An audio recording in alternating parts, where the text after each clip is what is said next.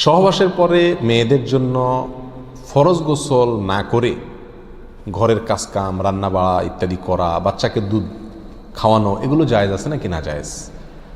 গোসল ফরজ হওয়া অবস্থায় গোসল না করার আগ পর্যন্ত কয়েকটা কাজ করা নিষেধ। 1, নামাজ পড়া নিষেধ। 2, তওয়াফ করা নিষেধ।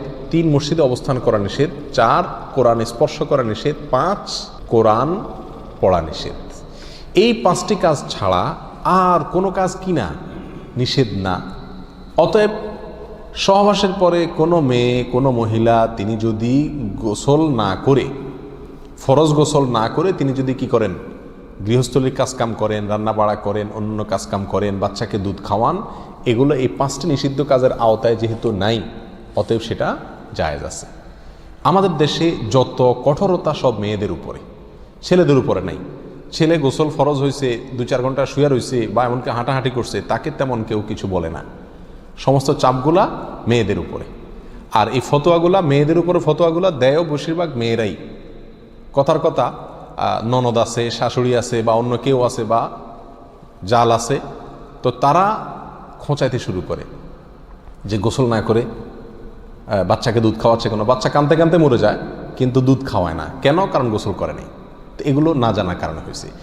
ফরজ গোসল না করে 5টি কাজ করা নিষেধ, এর বাইরে আর কোনো কাজ নিষিদ্ধ না।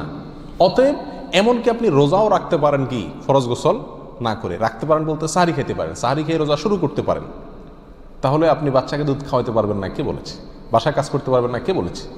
তবে হ্যাঁ, যদি আপনি ফরজ গোসল একটু দেরিতে করতে চান কোনো কারণে, তাহলে সেক্ষেত্রে অন্যান্য কাজকামের সুবিধার জন্য ওযু করে নেওয়া উত্তম। সহিহ মুসলিমের এক হাদিসে আসছে, নবী আলাইহিস সালাতু ওয়াস সালাম গোসল ফরজ হলে ওই অবস্থায় যদি কেউ ঘুমাইতে চায়, শুয়ে থাকতে চায় অথবা অন্য কোনো কাজ করতে চায়, তাহলে তাকে ওযু করে নেওয়ার পরামর্শ দিয়েছেন। অতএব ওযু করে নিয়ে এরপর অন্যান্য কাজ করা উত্তম। এর বাইরে ওযু ছাড়া যে সে কিছু করতে পারবে না, ব্যাপারটা এরকম না। একবার আবু হুরায়রা রাদিয়াল্লাহু তাআলা আনহু, তার সাথে নবী আলাইহিস সালাতু ওয়াস সালামের দেখা হয়েছে কোনো এক রাস্তায়, এই অবস্থায় যে তার গোসল ফরজ হয়েছিল। তো আবু হুরায়রা রাদিয়াল্লাহু তাআলা রাসূলুল্লাহ সাল্লাল্লাহু আলাইহি ওয়াসাল্লামকে দেখে এড়াইয়া চলে গেছেন, একরকম পালায়া চলে যাওয়ার মতো, যায় তাড়াতাড়ি করে গোসল টোসল করে তারপরে আসলেন।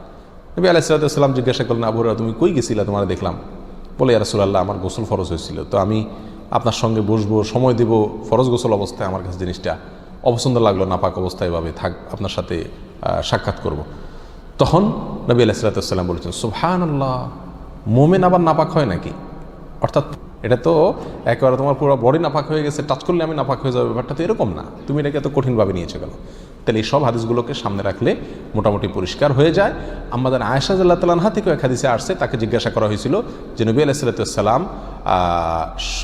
গোসল ফরজ হলে তিনি ঘুমোতেন কিনা, তিনি বলেছেন হ্যাঁ ঘুমাতেন। কোনো কোনো বর্ণনা আসছে ওযু করা ছাড়াও ঘুমাতেন। তাহলে বোঝা গেল ওযু করে নিয়ে ঘুমানো, ওযু করে নিয়ে কাজকাম করা উত্তম, কিন্তু আপনি যদি নাও করেন তাতে কি হবে না, কোনো গুনাহ এতে হবে না। আল্লাহু আ'লাম।